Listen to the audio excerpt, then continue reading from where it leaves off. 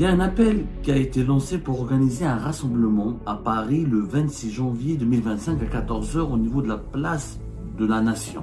C'est un rassemblement qui sera organisé pour dénoncer les emprisonnements politiques en Algérie, pour demander la libération des prisonniers politiques en Algérie, dont Boualem Sansal, et pour dénoncer la campagne de haine sur les réseaux sociaux qui a été orchestrée contre les opposants algériens établis en France. C'est une association qui s'appelle la Ligue Kabyle des droits de l'homme, qui, moi j'ai vérifié, elle n'est pas liée organiquement au MAC. Et elle a appelé à ce rassemblement et m'a envoyé le texte. Raouli Abdesman, est-ce que tu veux signer? J'ai lu le texte et j'ai signé. Parce que j'adhère au principe. Condamner avec fermeté l'antisémitisme et les menaces de violence proférées par le régime algérien à travers ses propagandes sur les réseaux sociaux. Dénoncer la violation flagrante des droits de l'homme et des libertés fondamentales. Exiger la libération de tous les détenus politiques et d'opinion, dont Boualem Sansal.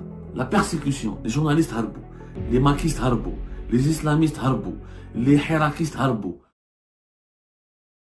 Il y a un appel qui a été lancé pour organiser un rassemblement à Paris le 26 janvier 2025 à 14 h au niveau de la place de la Nation. C'est un rassemblement qui sera organisé pour dénoncer les emprisonnements politiques en Algérie, pour demander la libération des prisonniers politiques en Algérie, dont Boualem Sansal, et pas que Boualem Sansal, et pour dénoncer la campagne de haine sur les réseaux sociaux qui a été orchestrée contre les opposants algériens établis en France par des influenceurs et par des lobbies proches du régime algérien. Cet appel a circulé et on a demandé à un certain de ses organisateurs, c'est une association qui s'appelle la Ligue Kabyle des droits de l'homme, qui, moi j'ai vérifié, elle n'est pas liée organiquement au MAC, au mouvement pour l'autodétermination de la Kabylie. Il y a des sympathisants du MAC dedans, mais elle n'est pas liée. Et elle a appelé à ce rassemblement et m'a envoyé le texte. Raouli Abdesman, est-ce que tu veux signer un appel pour lutter pour demander la libération des prisonniers politiques, dont Boualem Sansal, et pour cette climat, pour dire non, stop à cette haine et ces violences et ces appels au meurtre sur les réseaux sociaux lancés contre les opposants algériens. J'ai lu le texte et j'ai signé parce que j'adhère au principe. C'est quoi le texte? Il dit quoi? Condamner avec fermeté l'antisémitisme et les menaces de violence proférées par le régime algérien à travers ses propagandes sur les réseaux sociaux. Dénoncer la violation flagrante des droits de l'homme et des libertés fondamentales. Exiger la libération de tous les détenus politiques et d'opinion, dont Boualem Sansal. Nous refusons que la peur et la violence régissent notre société qui est profondément attachée à la liberté, à la justice, à l'inclusion, au respect des lois de la République. Nous informons notre solidarité envers toutes les victimes de notre engagement indéfectible pour la défense des droits humains. Bon, comme ils sont basés en France, ils parlent naturellement de leur société française, etc. Venez nombreux montrer notre soutien à la justice et à la paix, unis contre la haine pour la liberté et la dignité de tous.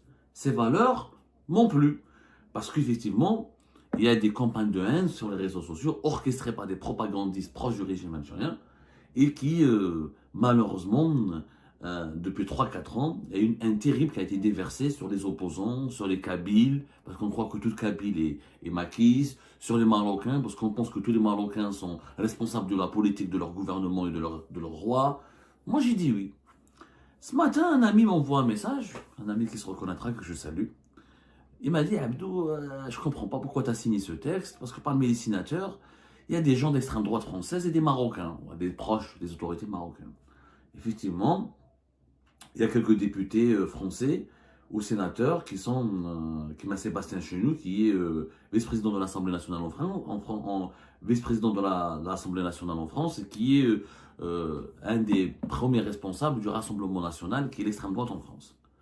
Il m'a fait ce reproche et je lui ai dit, tu as raison, je devrais faire une explication et faire une mise au point.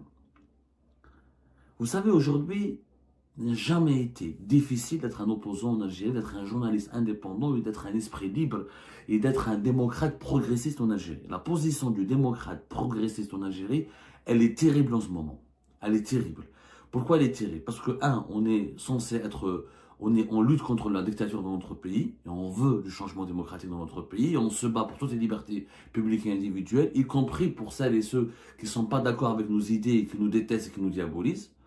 Et d'un autre côté, on a le risque de récupération. On est récupéré par des mouvements politiques étrangers qui à chaque fois veulent s'en prendre à l'Algérie ou à ses intérêts. Ils disent, voilà, regardez, l'Algérie c'est une dictature, regardez ce que ses opposants subissent, voilà ces journalistes qui sont condamnés à mort, regardez comment les opposants sont menacés de meurtre, sont menacés d'être assassinés sur le sol français, etc.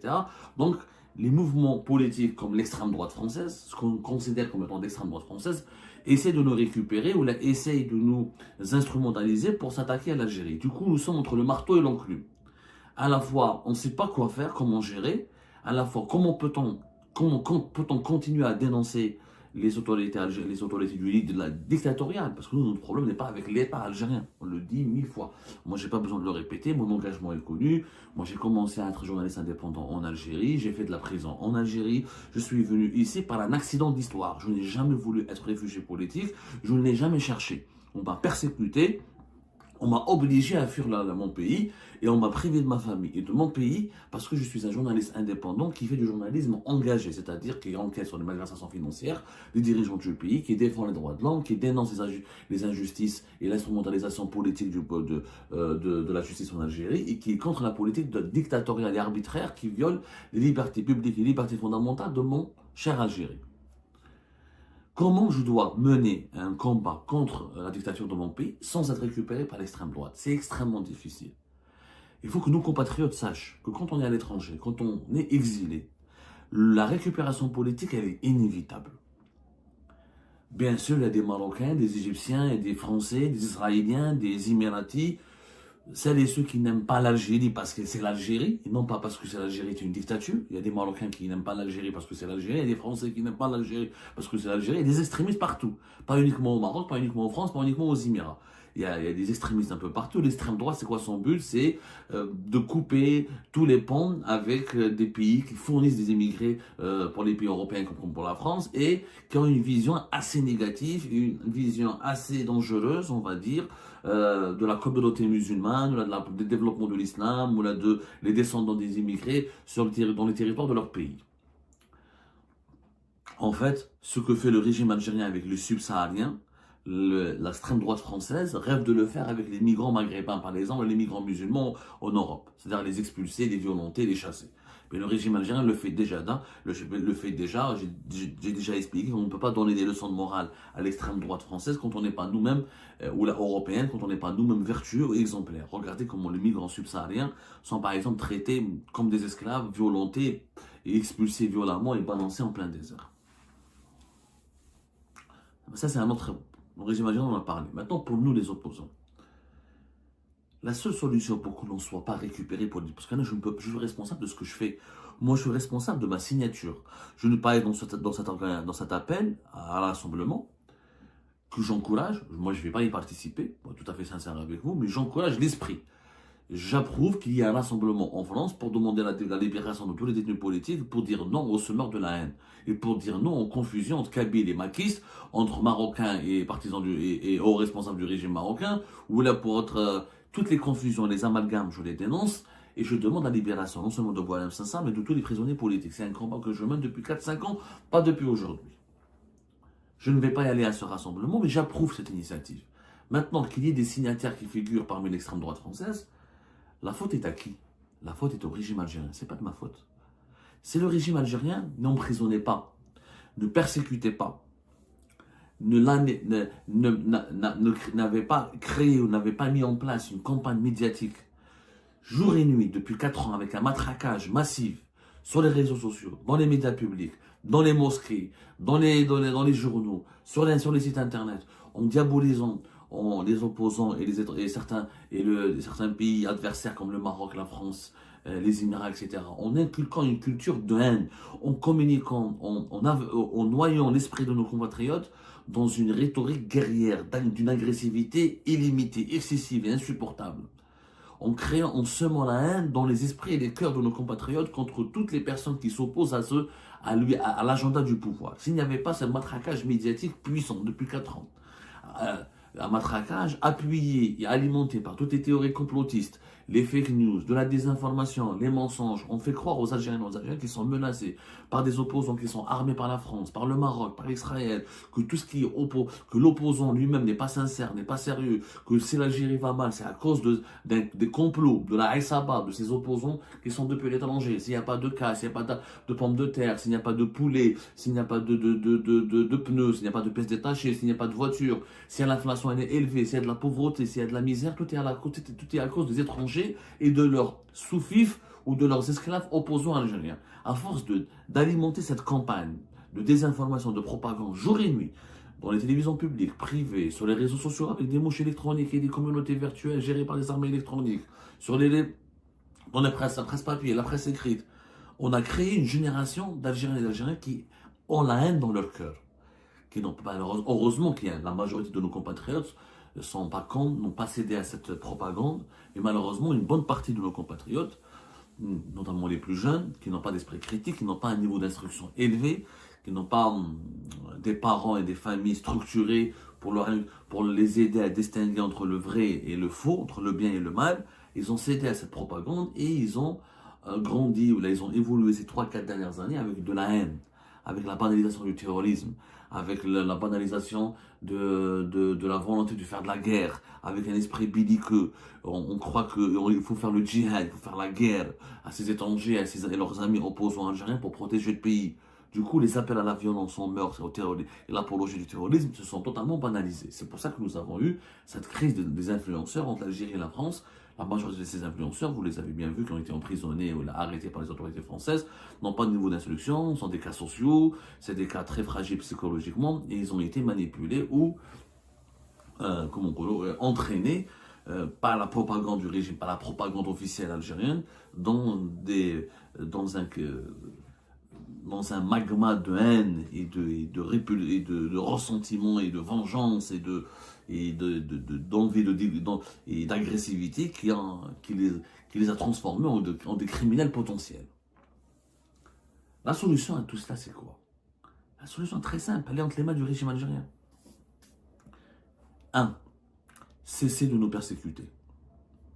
Cessez de persécuter le peuple algérien. 2. Laissez les opposants entrer dans leur propre pays. Moi, j'ai créé Algérie Part à Alger. Je faisais du journalisme indépendant à Alger. Je faisais des émissions à Alger. Je faisais des reportages sur tout le territoire algérien. Je faisais le tour du pays pour chercher de l'information, faire mes reportages et faire mes sujets. Je n'ai jamais exercé à l'étranger. Je partais à l'étranger pour mon travail, pour des raisons personnelles ou familiales, et je revenais dans mon pays. Je ne suis pas le produit, moi par exemple, j'en parle de moi-même, je ne suis pas le produit de l'immigration, je ne suis pas le produit des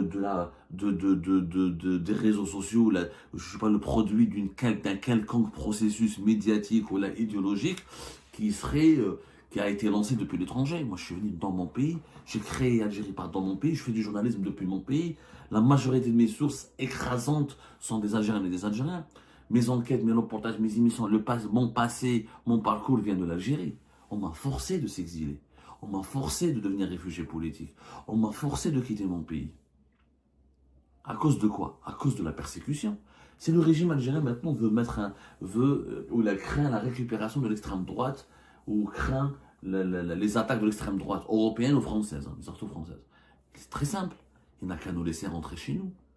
Qu'il accepte qu'il arrête de nous persécuter, qu'il enlève les mandats d'arrêt internationaux contre nous, qu'il enlève les mandats d'arrêt contre nous, qu'il enlève les procès expéditifs et injustes, qu'il enlève les condamnations à mort, qu'il arrête de prendre en otage nos familles, qu'il arrête de nous persécuter. On a deux méchants dans mon pays. Moi, si on me garantit des libertés publiques et individuelles, si on me garantit de m'être emprisonné, si on me garantit de m'exprimer dignement et libre comme avant, en fait, moi, je veux juste retrouver la situation d'avant. On ne demande pas à ce que l'Algérie soit la Suisse. Des journalistes comme moi, même les militants du MAC, le mouvement pour l'autodétermination de la Kabylie, ils faisaient des rassemblements en Kabylie, à Tizi Ouzou. Il y avait des maquistes qui vivaient à Alger, ils s'exprimaient à Alger. Il y avait des maquistes qui s'exprimaient à Alger, Tizi Ouzou. Il y avait des rassemblements du MAC, Fibjaïef, Tizi Ouzou. Rappelez-vous. Ils n'ont pas été persécutés. Ils n'étaient pas mis en prison parce qu'ils étaient pacifiques. Parce que Bouteflika, à l'époque, le régime Bouteflika a compris que tant que ces gens-là n'ont pas franchi la ligne rouge, tant qu'ils n'ont pas appelé au recours des armes, tant qu'ils ne bloquent pas les routes, et tant qu'ils ne menacent pas l'autre, et tant qu'ils ne sont pas majoritaires, et tant qu'ils ne sont pas une menace contre la sécurité nationale, laissez-les s'exprimer. La majorité des maquistes qui sont aujourd'hui en France, qui ont fui l'Algérie pour la France, étaient en Algérie, contrôlés par les autorités algériennes, surveillés par les autorités algériennes. Quand le MAC était en Algérie, est-ce qu'ils étaient récupérés par l'extrême droite? Est-ce qu'ils étaient récupérés par le Maroc ou je ne sais pas quoi, ou les Israéliens? Pas du tout. Ils étaient en Algérie, surveillés par les autorités algériennes et les services de sécurité algériens. La persécution, les journalistes harbou, les maquistes harbou, les islamistes harbou, les hirakistes harbou. Quand on est à l'étranger, ben oui, si on est à l'étranger, bien sûr qu'il y a des officines étrangères qui vont essayer de récupérer notre combat et récupérer nos idées. Je vous remercie comme d'habitude pour avoir suivi cette vidéo jusqu'à la fin. N'oubliez pas de nous laisser vos commentaires, vos réactions et vos likes sur cette vidéo et de vous abonner à la chaîne si vous n'êtes pas encore abonné. Eh ben, je vous remercie aussi pour votre soutien à notre chaîne, ça fait vraiment plaisir. Nous avons bien dépassé la barre des 25 000 abonnés très récemment et nous démarrons l'année 2025 avec de nouveaux objectifs et nous espérons bien être toujours à la hauteur de vos expectations. C'est très important pour nous donc nous lisons vos commentaires et les discussions très animées et très intéressantes dans la section des commentaires. Donc c'est un petit peu aussi le but de nos vidéos et de ces capsules, c'est de pouvoir discuter entre nous et de se partager les différents points de vue. Donc voilà, merci encore une fois pour votre soutien et à la prochaine dans une nouvelle vidéo. Au revoir.